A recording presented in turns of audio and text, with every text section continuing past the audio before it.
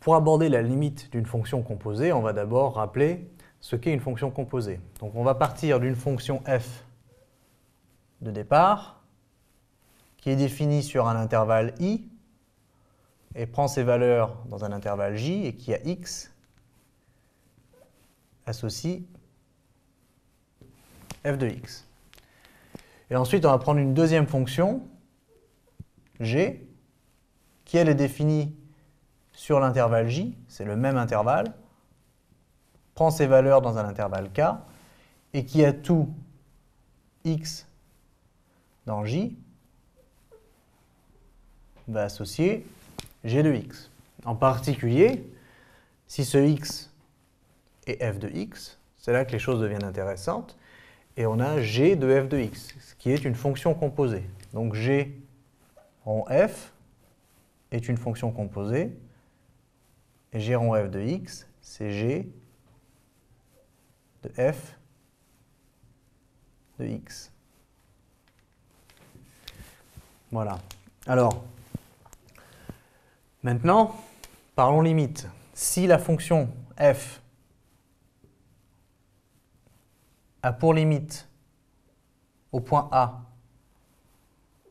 la valeur B, avec A un point de I, et que la limite au point B, c'est le même point, au même titre que c'est le même intervalle ici, de G est égale à C, alors la limite de G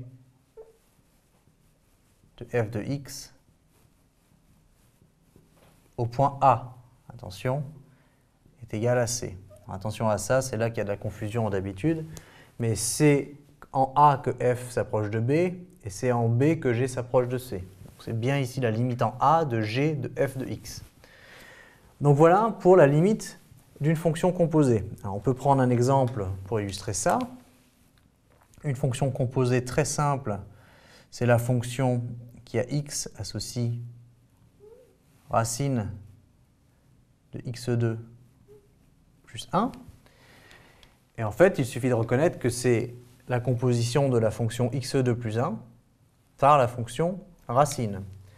Donc je vais avoir f qui est définie sur R et à valeur dans R+, R+ étoile même, et qui a x associe x2 plus 1, et la fonction g, qui définit sur R+, parce que si on prend la fonction racine, elle n'est définie que sur R+, et qui a x va associer racine de x.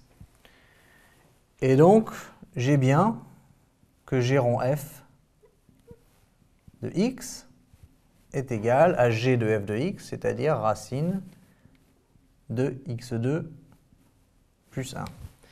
Et on me demande de trouver la limite de cette quantité lorsque x tend vers 2.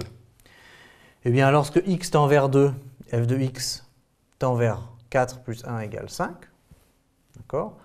Alors, c'est une histoire de continuité qu'on aura l'occasion d'aborder dans les prochaines vidéos, mais pour l'instant, si vous n'avez pas encore vu cette notion, faites-moi confiance.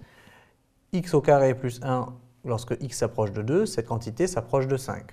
Donc la limite de f est 5. Et ici, je vais avoir racine de x, mais attention, en fait, c'est racine de ce x-là, donc de x2 plus 1. Et donc, la limite, lorsque x s'approche de 5 de g, c'est racine de 5. Donc la limite de f en 2, c'est 5.